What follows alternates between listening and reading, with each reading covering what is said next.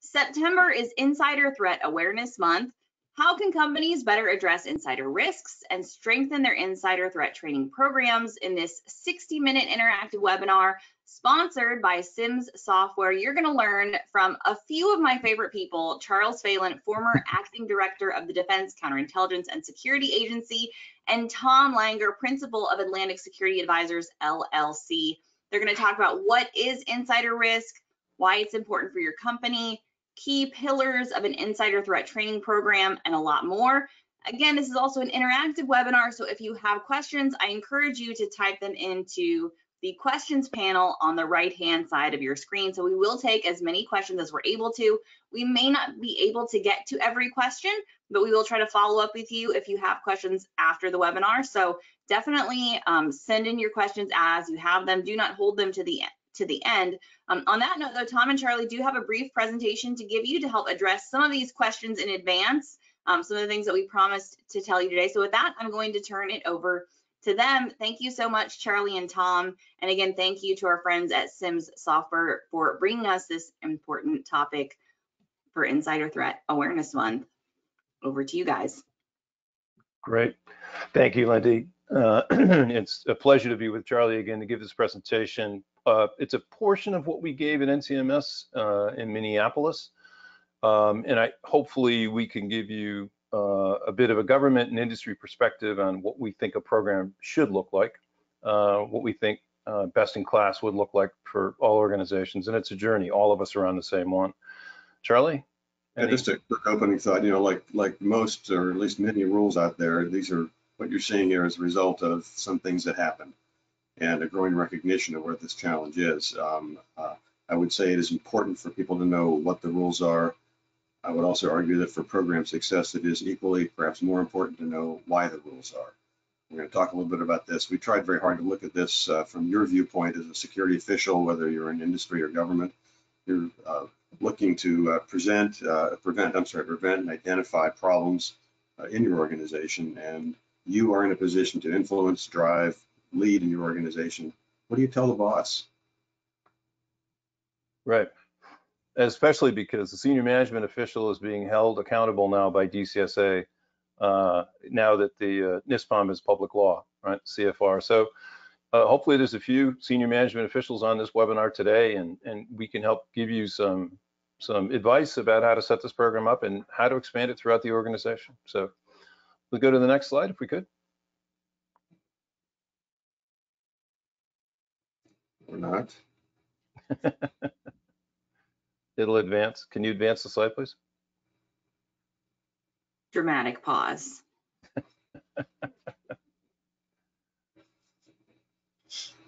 Uh-oh. There we go. There we go. There we go. So if you'll click again, yep, that'd be great. Here it comes up to the side. The scope is just more than the people we keep hearing about all the time, the Snowdens and Reality Winner and the rest that are shown here on the slide. If you click again, please.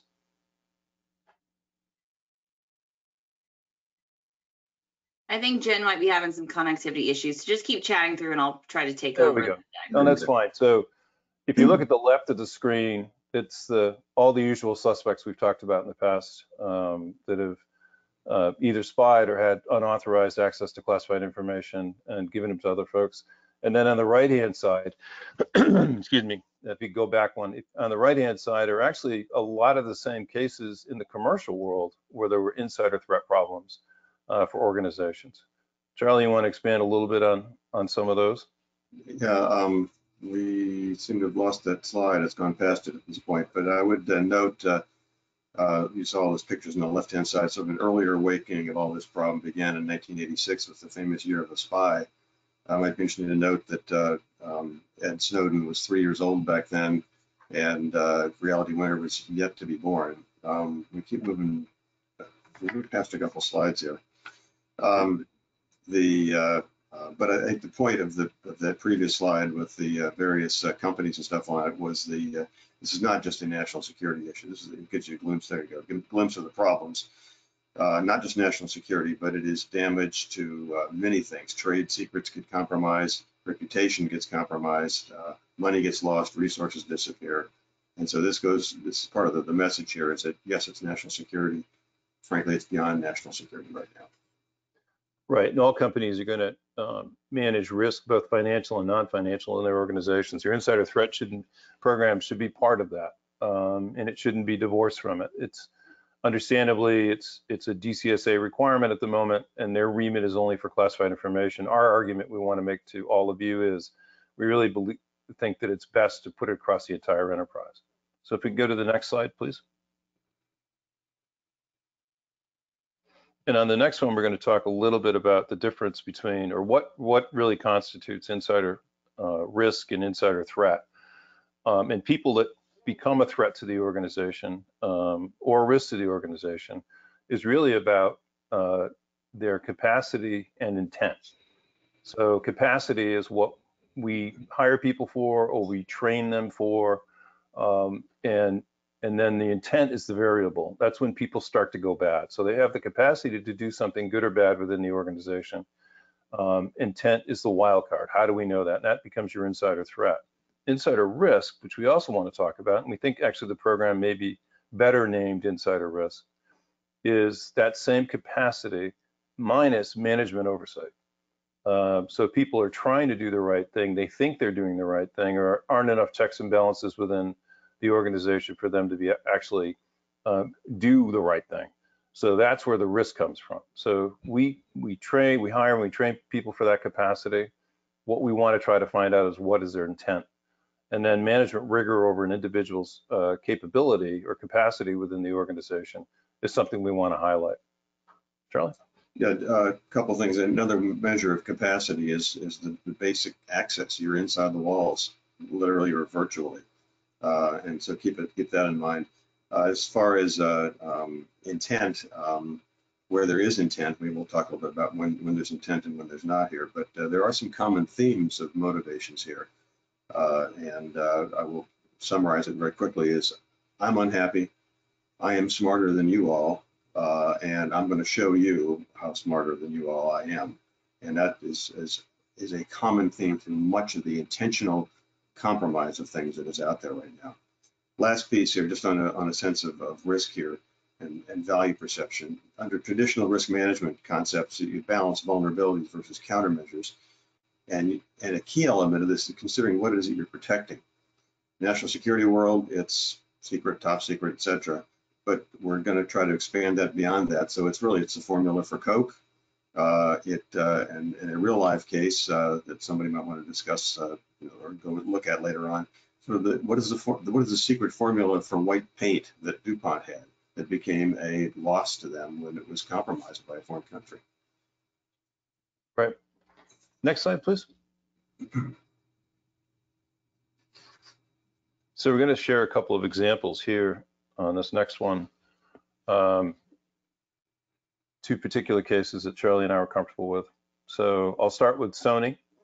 The company was targeted after a demand was made by North Korea to shut down a movie, obviously a comedy about Kim Jong-un. And Sony took a principled stand for artistic freedom. I completely understand that.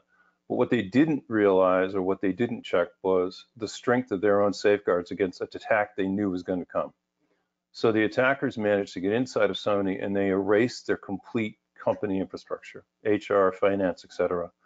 And the ramifications across all industries was significant because everybody suddenly realized, oh my God, if they can go in and do that. Sony was reduced to actually pens and paper. They had nothing they could trust, and none of their infrastructure was still standing. So it's about, before you take this principled stand, before you do something to antagonize an adversary, how strong are you?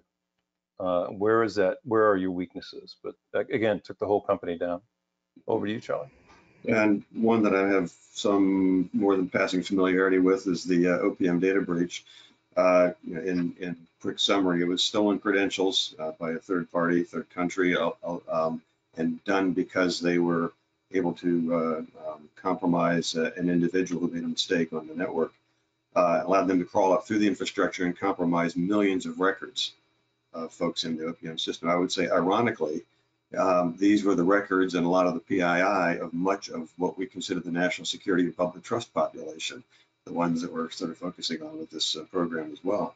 And again, the ramifications are still continuing with that breach. And so as you look at this and look at this in a broader sense, so with any insider risk program, sort of three questions here. Are we looking for classic spies? Yes, we are. Are we looking for unauthorized and or deliberate risk takers? Yes. And are we looking for the careless or the misinformed people? And the answer to that is absolutely yes. In an earlier presentation, actually, Peter Warmka was also at Minneapolis with us, and he was, I'm going to quote him, and he was quoting others, I'm sure. But when you look at the external attacks, successful external attacks that are identified, over 90% of the successful external attacks are inadvertently aided by somebody on the inside making a mistake. And that's why it's not just the evil people we're looking at, it's the people that just are careless and not paying attention to what their responsibilities are. Exactly. Okay. Next slide, please.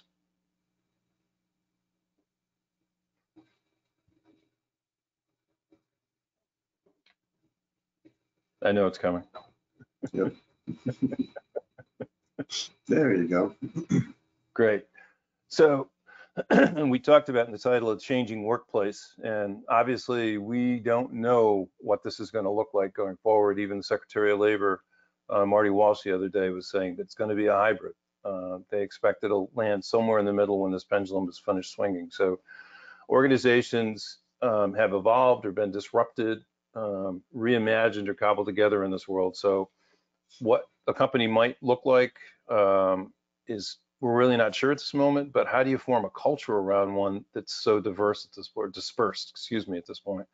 So the boundaries of your organization extend to the most distant employee and sensitivity of their access. So whatever they have access to, whoever is around them when they're having access to your information. And obviously we're talking unclassified at the moment. And we built and continue to build teams of dispersed employees. So how do we build that common culture that promotes the beliefs and responsibilities of our entire organization? This is going to be a challenge going forward, and I would imagine a number of FSOs and ITIPSOs that are on this call right now are thinking that. We know for a fact that a lot of organizations are happy to be giving up the square footage that they had, but we really got to think through how do you form that culture? How do you get that organization to row in one direction going forward? And parenthetically, how do you attract those people? Right. Yeah. Right. The next slide, please.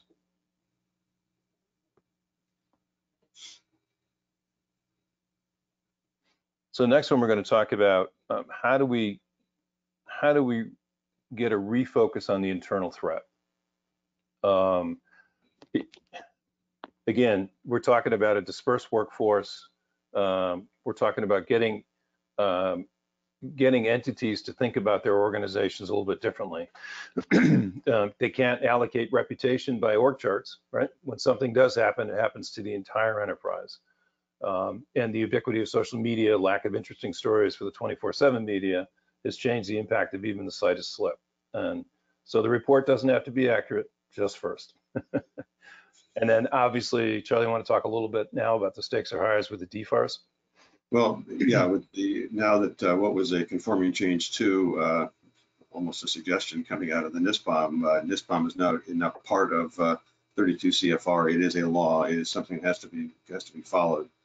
And more importantly, that if there is either a mistake made or some lack of oversight on the part of the company to identifying and stopping an insider problem or leak like this, it can turn into a false claim under contract, and that's got some long-term ramifications.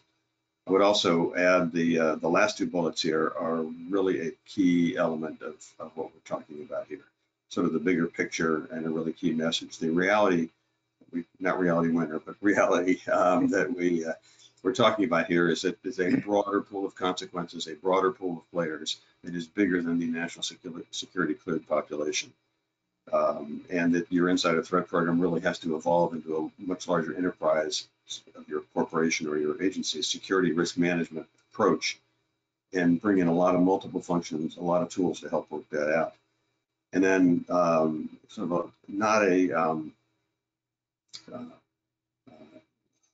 single point here, but a sort of a key element here is that security operations, what we think of as traditional security operations, and cybersecurity, which is one of the most and continually evolving parts of this infrastructure, they have to work together, regardless of whatever their reporting relationship is. And then there's a lot of drama going on in some organizations about where does cybersecurity land in an organization. Does it work for the CIO? Does it work for the CSO? Does it work for somebody else? And I have strong feelings about that, but my stronger feelings are without them working together, regardless of and irrelevant with the organizational chart, without them working together, they're going to go in different directions, and this would spell bad news for the organization here. Right. Yeah. Last thing is that following the DFARS and NISPOM, as a company or an agency, you have to follow, or a company, you have to follow those, but don't stop at that boundary, because your valuables aren't going to stop at that boundary. And bad guys that are out there are going to take and get their hands on everything. They don't care whether it's classified, unclassified. If it looks like it's got value, they're going to snatch it. Exactly. And a lot of publicly traded companies have a focus on cybersecurity just because of their board responsibilities, and that sometimes makes the cyber seem to stand a little bit separately from security operations, which is fine. Completely understand that. But if we can encourage one thing, you have to work with that individual. Don't worry about the reporting relationship on the unclassified network piece. You've got to be working together in order to make this program successful. If you go to the next slide, please.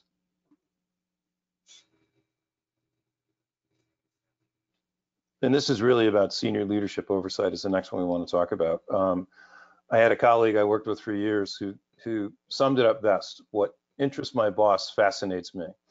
And you really need your senior leadership to buy into this program and be behind it. So it can't be solely a security program. I know it may look that way for DCSA's sake, but even then, they expect the senior management official to be completely engaged in the program. So consider having the Insider Threat Program senior official be someone other than the CSO or the FSO. It could be the general counsel or a different senior leadership that actually brings the program to a wider audience. And it may help you with investment dollars and drive collaboration, some of the other functions, if you see somebody else bought into it. I would seriously consider a steering committee of senior executives, and I know Charlie's had the same reaction to this too, but meet regularly and don't allow these meetings to slide into delegates or substitutes. Charlie? Yeah, in a previous life, used that when this was first bubbling up in around 2011, 12, 13 timeframe. We put together a steering committee at the company I was working at, and with senior executives and a lot of buy-in across that organization. And we used it and it's still being used today to a very valuable effect. And to that last point, Tom, as you say, staying engaged with this population is absolutely incredible. You can't let this drop. And most importantly, the CEO of your organization has to be behind this and vocally behind this. Right, absolutely. Next slide, please. So this one's, next slide, we're going to talk a little bit about the data gathering, the collection, reduction, and archiving. So obviously SIMS is a sponsor. I've been a SIMS user for years, Charlie also in his other life. So they have the capability in their tool right now to track insider threat cases and catalog them. I can't encourage FSOs and SMOs enough to have some tool that is your security ERP, right? So it's basically your system of record for the company that is agnostic as to who the chief security officer or the FSO is. It's your record, it's your database, it's something you can manage and let people have access to it. And you want to have a dashboard that the senior leadership can look at, the FSO, the chief security officer, so that they can see what was reported, what needs to be investigated and adjudicated, especially with dispersed workforce. You'll find within any organization that has multiple sites that cultures form around those multiple sites, and people try to solve those problems themselves. And that's when you start getting into trouble. You've got certain reporting requirements under 32 CFR. You want to make sure that you're aware of those and you're doing what you should be doing. And then the TIPSO and the oversight agencies will be looking for a process they can use to investigate, adjudicate, record outcomes of cases. Legal proceedings will be looking for the same proof and consistency of approach. So have that centralized and accessible dashboard is going to allow you to be consistent across the enterprise and actually have a way of proving that you've had people trained, that you track all your employees, cleared and uncleared, you know where they are and what their assets are, and that you can see when trends are happening within an organization. And you can be responsive to the leadership when they want to know, what do we look like? Where have we got people? What do our sites look like? Because emergencies happen all over the world. Charlie, I know that you've been aware of that too. Certainly been through that. Yeah. You know, this is probably, aside from having your boss say, we're going to have this program, this is probably one of the most critical pieces of it right now. This is the screening aspect of this. If I've got a suspect, it's easy for me to follow that suspect and find out whether things are going right or going wrong. The first challenge is there a suspect, and where am I going to find that suspect? This is screening thousands and thousands of people, depending on the size of your company, to determine who is at risk and who is not at risk. There is a lot, as Tom pointed out, a lot happening in this work environment. People make notes of it, coworkers make notes of it. Much of it gets documented in some way, shape, or form. This is beyond just user activity monitoring. This is things throughout a company, performance appraisals, complaints to management, all sorts of things that get stovepiped in an organization. To create a program, as Tom has done in his earlier life, as I've done in my earlier lives, is critical to pulling everything together and being able to present to an organization a picture about an individual. Too often I have seen one single thing, which is not by itself disqualifying, being sort of dismissed out of hand. It's when you add up several of these things together and you start to realize the temperature is rising. It tells a different story and says, you better pay more attention to this person and see where this is going. And again, the earlier an organization can find this information, find that temperature rising, talk to the individual, get in the middle of it, whatever it takes to do it, to mitigate or make decisions about this, the less potential for serious damage will come out of that program. That's what makes this probably one of the most critical things. It's that early warning. Things are starting to go bad. We got to deal with it now. Great. Next slide, please.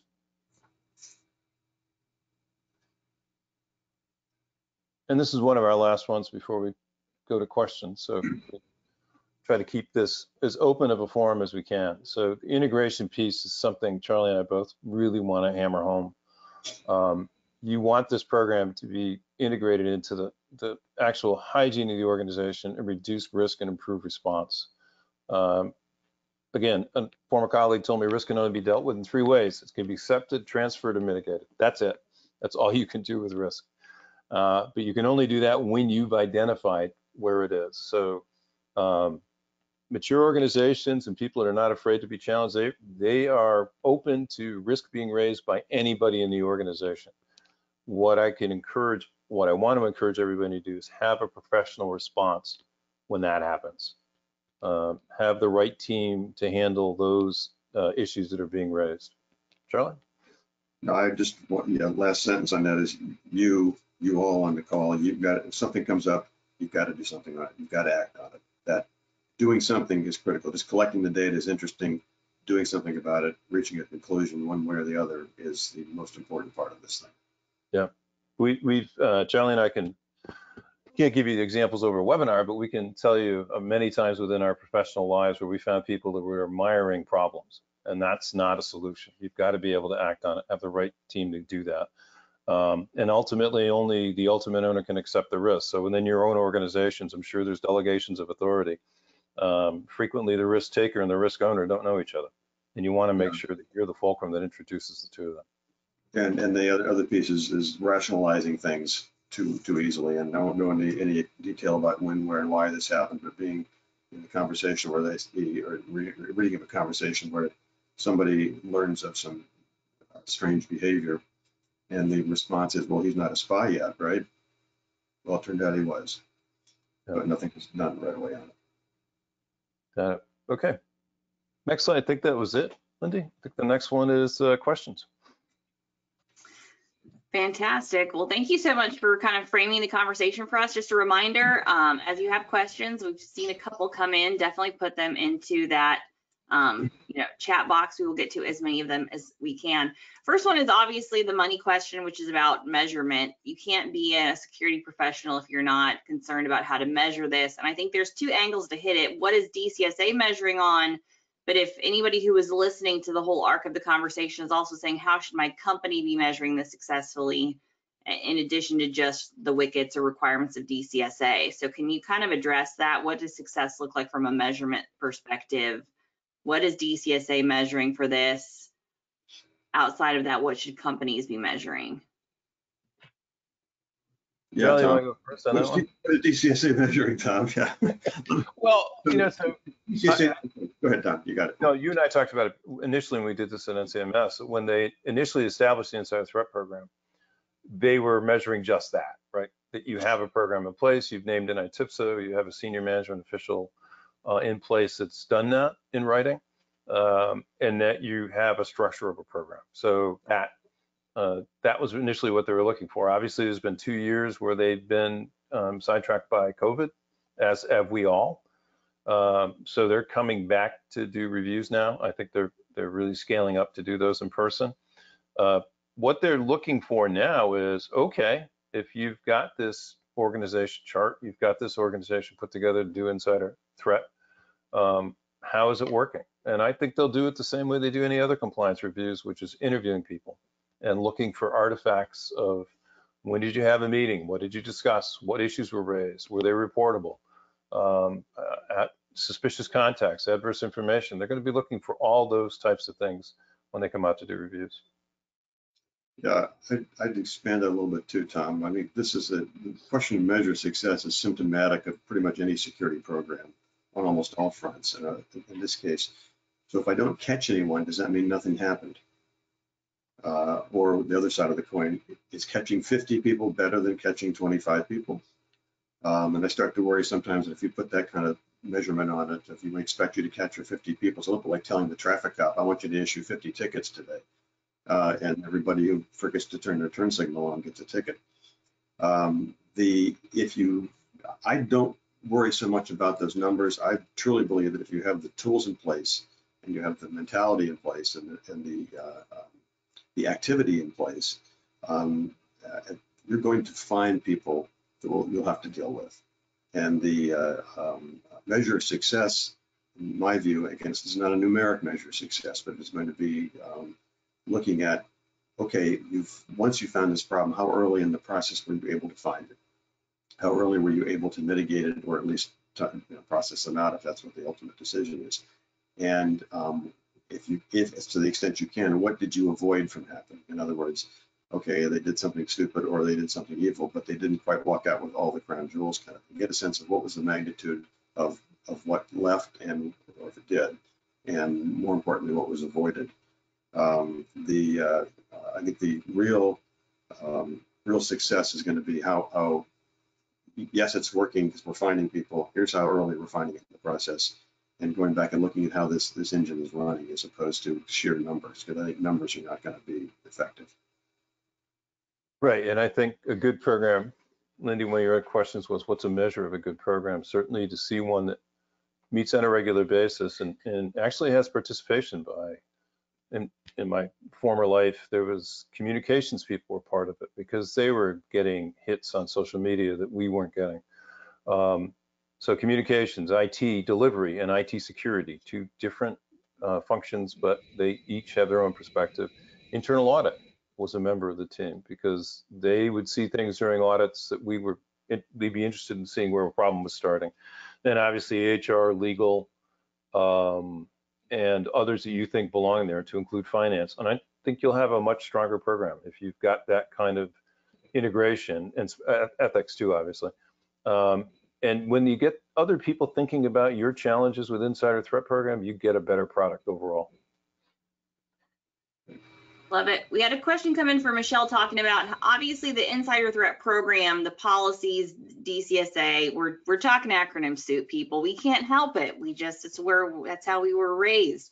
But somebody talked about like large commercial sector companies have this same issue. That's why you brought in the Sony example, I'm sure. So does SIMS have a solution for those companies is one of the questions that came in. And like, is this something that global commercial companies who just aren't even touching the cleared space should be tracking or creating a program for as well? Oh, I think any organization is going to have two types of risks, right? So they're going to have non-financial and financial risk. And financial, they're normally on top of, right? They have certain reporting requirements on that. Non-financial is what are, first of all, what are you trying to protect, right? You can't be protecting everything equally within your organization. So you have your own intellectual property, be that a process or actually be that a product. You have your own intellectual property. As Charlie said, Coca-Cola's recipe is one of theirs. And then who has access to that? So that's, you get back to your capacity. Who has access to what you don't want to hide the fact that you're monitoring them to make sure that they're handling the information the way they should be. And to your question about can SIMS, yeah, SIMS is customizable to pretty much any industry. What do you care about? What are you tracking? Where are your people? What assets do they have? And what, where are your deliverables? So those are the types of things you can customize that product to do exactly that. And insider threat, what we're saying there is if you have a case and you flag an employee within system, you can give limited access to other members of your committee to actually help track that case and then meet on it and have a conversation about it. Charlie? No, I would agree. I mean, SIMS and any other product like that is agnostic as to are you a national security entity or not. It is a process that helps compile information and show it in a way that says, here's where the temperature is rising. And it is agnostic about what the information is necessarily, but more about how can I keep track of all those things that are out there and screen those thousands of people, keep an eye on them. On that topic of the temperature rising, so James had asked about how a lot of the focus on insider threat now seems to be on electronic tracking, monitoring behavior. What about the physical behavior or kind of tracking that side of the piece, the human risk element piece of insider threat? Are we doing enough to address that? What are steps companies can take in that regard? I'd have a couple thoughts on that. One is companies have a responsibility to protect their employees. And if there's something happening inside the walls of that company that suggests that there is a threat from an employee, such as a coworker saying, "Hey, Bob's throwing pencils at me again," or something like that, that should be documented. And in a holistic environment, should be something that pumps its way into this insider risk evaluation tool or program, whatever is in place, and says, here's another item that's going on here. So that should be part of the tracking. One of the and so there's both electronic information such as user activity monitoring, maybe my company credit card, maybe this kind of stuff, but there's also, as you say, Lindy, that behavioral stuff where I'm acting strangely or my performance is not very good, my performance ratings and those sorts of things. Those are electronic only in the sense of how they are recorded. They're not electronic in the sense of it's monitoring my activity that way. But all those should be pulled together and looked at. One of the challenges in all this is, will a coworker or a supervisor actually speak up or record the fact that this event happened? And that is one of the long-standing concerns, because on almost every bad thing that happens, you can always find some witness that says, hey, he was acting a little strangely last Thursday. And everybody says, well, why didn't you tell anybody? Well, for whatever reason, they didn't. It's encouraging employees to be able to, co-workers, supervisors, to say there's something not right here, there's something a little bit out of hand, and to make sure that the person who is raising that issue is protected and not and that they feel that they can say this with us and not feel any repercussions from it.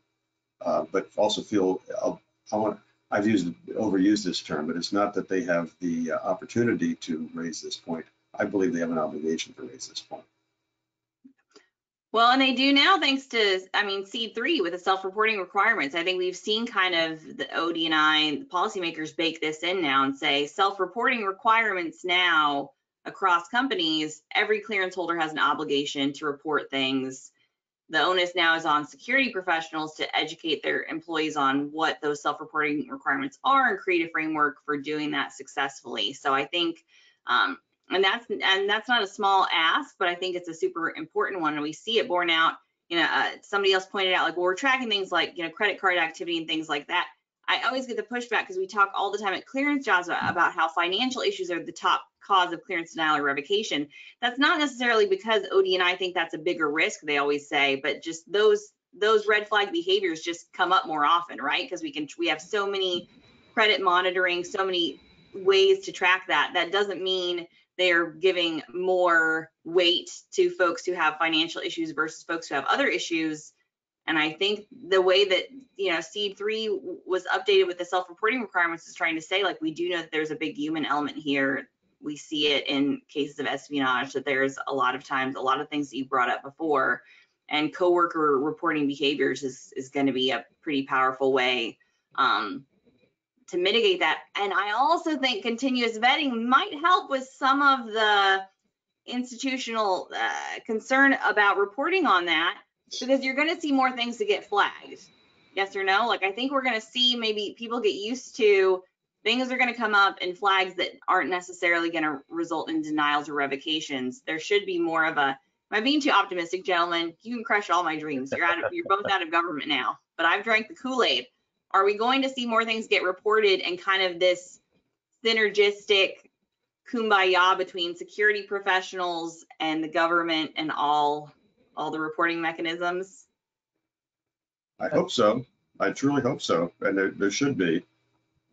And this will actually increase the level of effort that many security organizations have to, and larger organizations have to now follow up on these things and follow up in a meaningful way that helps resolve it, in whether favorably or unfavorably for the individual. But I truly hope that more people are coming out of the woodwork and saying, this doesn't look right, because I do believe that is an obligation. Yeah, I agree too. I think that tool, continuous evaluation, is going to be a huge help, because it'll detect people earlier in the process of if their own lives are starting to come apart, right? They're having issues, as you know, someone who has a drug or alcohol problem, one of the last things they lose is their job, right? They hang on to that, right? Everything else starts to disintegrate around them, but they hang on to their job for dear life. What you'll see when they start having credit issues, marital issues, and things like that will come up as early warning signs that something's going on. So yeah, I think continuous evaluation is going to be a fantastic tool. It won't be a panacea though. It's not going to fix everything. We have to have security professionals that are giving the right amount of training to the organization and approachable by employees who have confidence that when they report something about a coworker, that it's going to be treated with the type of sensitivity that you would expect, but also quickly. Because one of the biggest complaints within organizations consistently since I've been working in organizations is the inability of companies to deal with poor performers. That's always a criticism of leadership. It's a tough thing to do, but it's got to get done. Now, we had a question come in from Beverly who asks about small companies specific to this. So you're having these working group meetings. What if you're one of those? We have a ton of small businesses across the defense industrial base and intelligence community. So a lot of these problems seem like big company, big problems. If your footprint is really small on this, but you have requirements, you have a working group, is there a good way to frame those meetings or take advantage of those as a small business entity? Any tips or thoughts? I mean, I definitely would have it on a regular basis. I have found, and I'm not being facetious here, I have found that if you bring people together over food, you have good meetings. So make it a quarterly luncheon meeting where you're small, you know what your footprint looks like. You have the ability to have, to be able to observe people on a regular basis. Bring those folks in on a quarterly basis to have a meeting and talk about what they're seeing or what issues are going on. But just because you're small, just because your office only has 8 or 9 people, doesn't mean you don't have other employees that are into the government, right? So you assign people to remote locations. How do you track those? Where's your connectivity with those individuals? And usually I found in the past it's through the program managers. So they're the ones, because the government doesn't have responsibility for them. They expect that you have responsibility for them. And you want to make sure you're not pawning that off on your customer. I guess the answer is yes, I agree. The challenge in a small company is that you're all working together, and so what does a committee even look like at this point? My sense is that it almost would mimic how you will do a performance evaluation sort of a thing. It's everybody. You're the boss. You can see everything. You almost have to do a lot of this stuff in your head. But at a small company, it will not be as abstract as a large company, so it'll get a lot more personal pretty quick. Right. Yeah, and I think that, that's another question is like, who should be involved in these meetings too? So you kind of talked about the senior management officials, if you're bringing those together, regardless of company size, who should have a seat at that table? Easy. Security officer, HR, chief lawyer. If you've got well, actually, I think the treasury or finance officer. If there is and certainly the IT folks, CIO or some representative out of there, pretty much not so much the business areas of it, but the people that are overseeing the infrastructure and have responsibility for things. And because those are the places where a lot of that data will lie, either in data form or in some other form. And they can bring this together, and you can get a good picture of what the impact of whatever behavior you're looking at is on the whole company. So it may not be a problem to me as the CIO, it might drive the HR person crazy, but right. They have to sit in the room and discuss this and what the impacts are. Yeah, and I would say that depending on the size of your organization, you want to replicate some degree of a working group down to your different sectors and business areas, depending on how you're structured. But a way for you to be able to report up to the higher headquarters. So your DCSA rep is going to come in and take a look at your site in Massachusetts, for instance, see that you have an insider threat program there. But you want to make sure that that data is flowing up to your headquarters, be it in DC, New York, or someplace else, so that you have a holistic approach to the entire organization. I think we've talked about this before with SIMS, where to have one instance of that tool makes a lot of sense when you've got a big organization. But even a small organization, like I said, you should have a system of record and leave something, behind. If you change FSOs, you want to be able to have those records flow over smoothly. Well, and the movement of personnel, that's something we've, obviously clearance jobs we talk about a lot. You're not spending a career in one location. So as folks move and keeping track of those people, who's been in your company, who's out of your company now, who's coming back in, the boomerang employees are big. So knowing where people are, whether it's hybrid or whether it's just the cyclical nature of how people are changing positions these days is important. So you've talked a lot about senior management professionals. Somebody talked about that. Hey, my SMO is not on this call. If there was one takeaway that I should give them about what they need to hear from this, what is it? Do you have is there an elevator speech? An elevator speech. Yes, they want you to give them the elevator pitch. We'll turn it into a soundbite. Charlie, you want to go first? No, go ahead. You go. Well, my elevator speech would be: you're a senior management official. You're accountable to DCSA. It's now public law. It's not a directive or a manual anymore. You need to be involved in this program, and you need to look at it from your perspective and say, what do I need to feel comfortable that I'm getting all the information I need from this insider threat program? Look at it from that perspective. What would you do if this was about your family? What perspective would you take on that you're comfortable with the data you're getting? Yeah. One of the challenges that with all the work at home is there's not much time for elevator speeches because you're walking up and down stairs all the time, but different problem. So I would add to that this is about risk.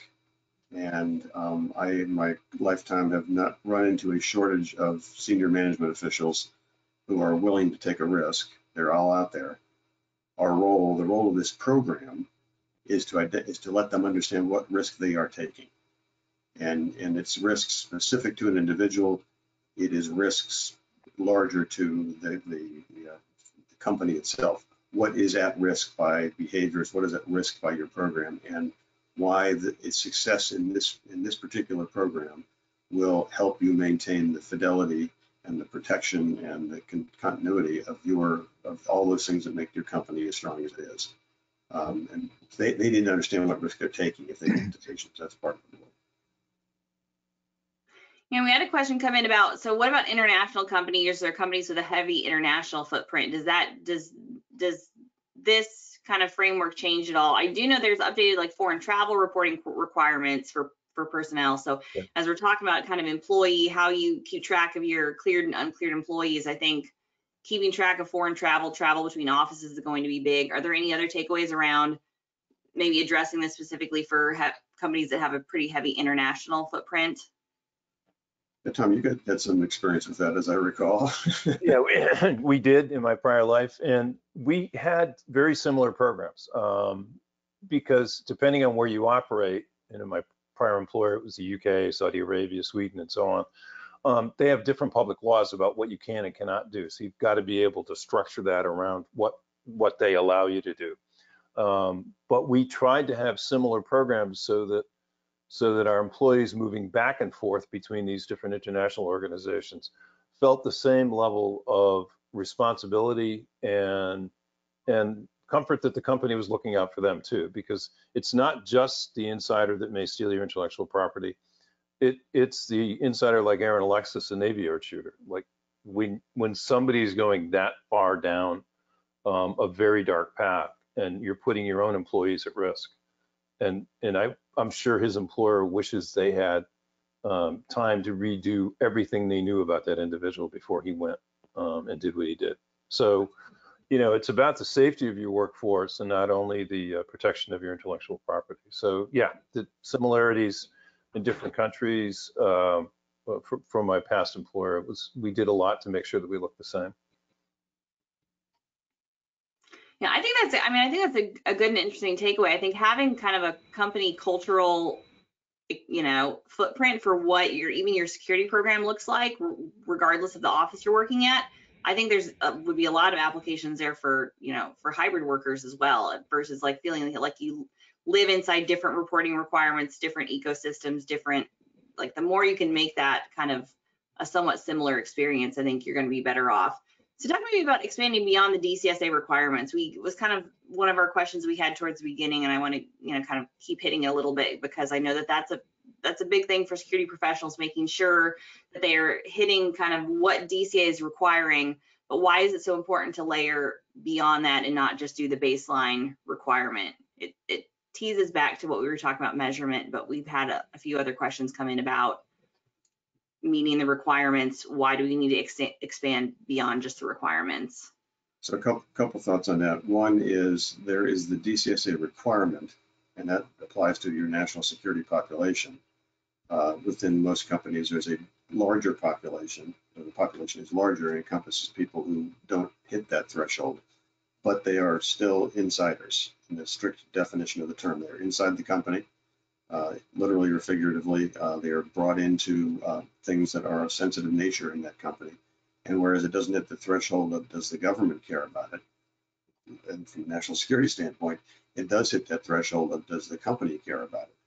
And so downside is if they're not in a national security program, they will not be enrolled in the CV stuff CE stuff that is being done on the government side. So you're not going to get routine criminal checks and other sorts of things done on it. But there are things companies can do on their own to monitor that population as well, both from the outside through commercial databases and frankly, whatever internal activity they've put in place to monitor their national security employees is easily extrapolatable across that employee population. You just got to include everybody in.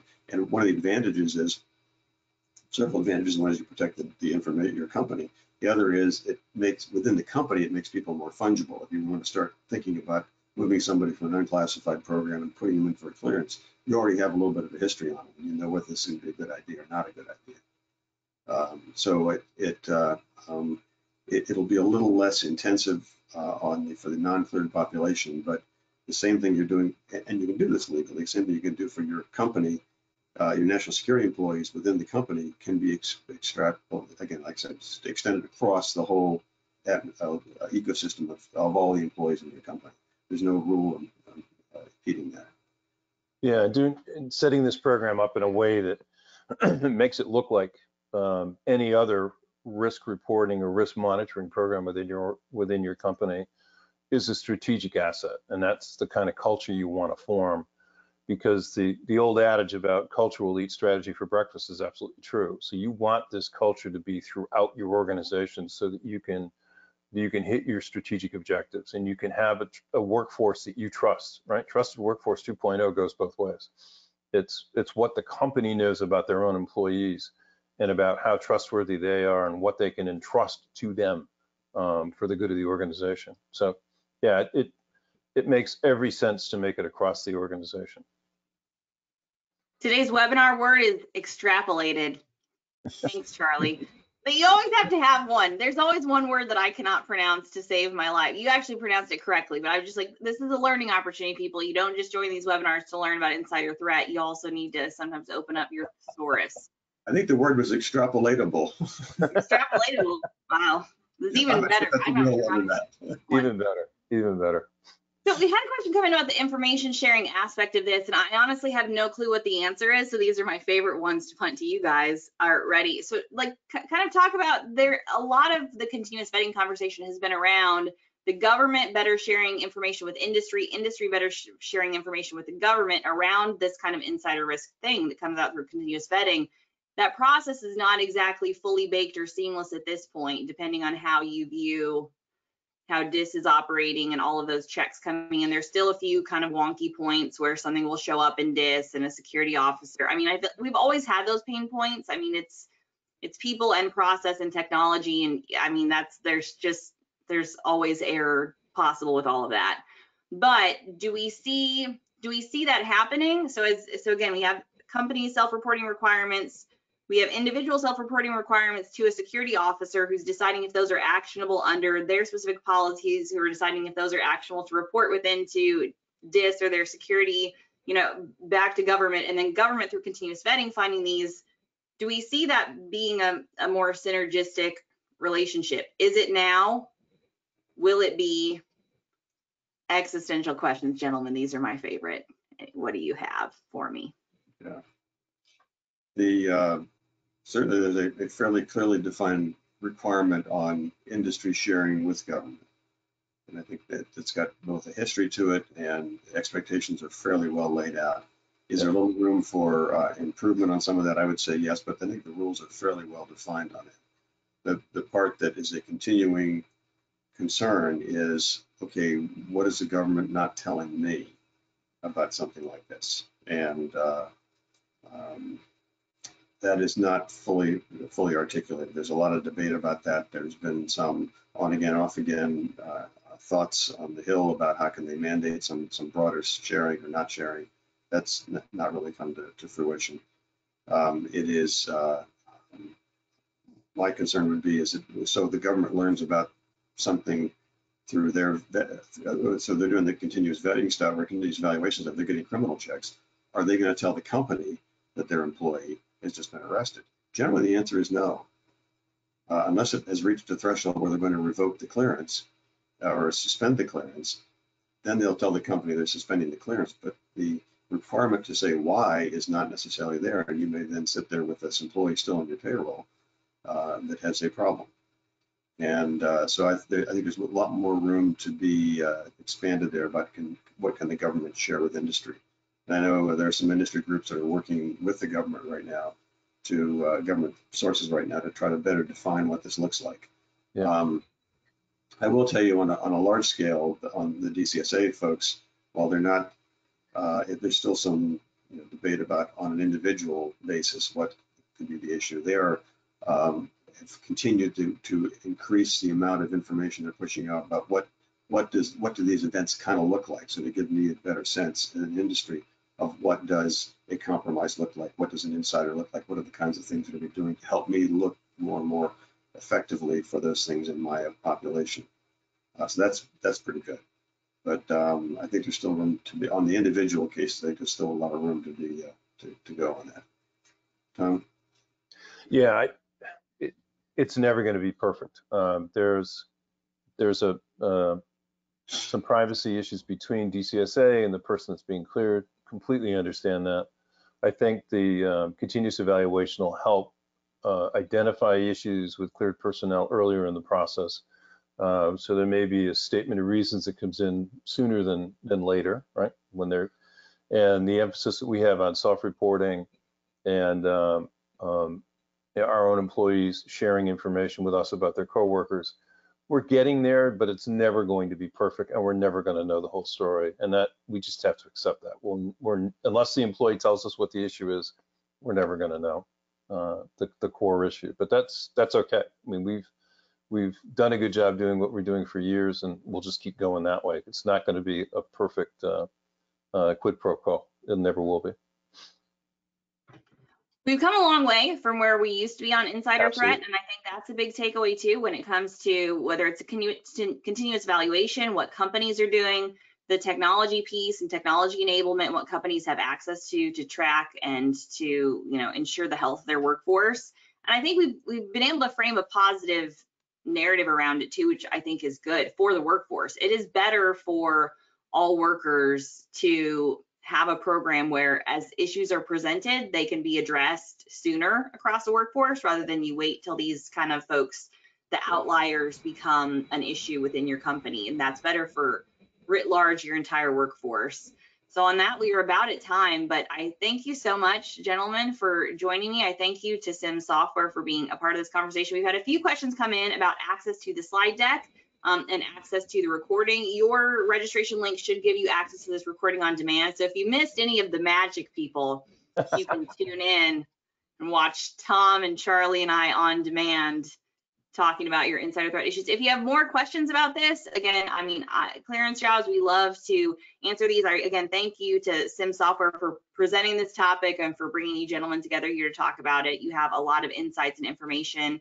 And I always have to end these with a bit of a love letter to the security professionals. You are really the crux of doing this well. To the extent that I know, I saw a lot of familiar names and folks joining this webinar. Appreciate what you do. Thank you for what you do. If you are in the security business, that is a critically important business. So tell your senior management that. I will send them a letter on your behalf to say you're doing important work. Investing in this important work is good for your company's bottom line. And taking advantage and pursuing the right resources and putting them behind it is going to be good for your company. So I'm glad we could kick off Insider Threat Awareness Month. Now we've got weeks more to just keep plugging away at this and building out more content for it. I have a hard time saying goodbye, everybody knows, so I just have like a really long outro. But again, if you have other questions about Insider Threat or other topics, visit us over at clearancejobs.com. Thank you again to Sim Software for sponsoring this webinar, and thank you to Charlie and Tom for your great insights. Thank you, Linda. Happy to do it. Thanks. Wednesday. All right, take care, everybody. Take care.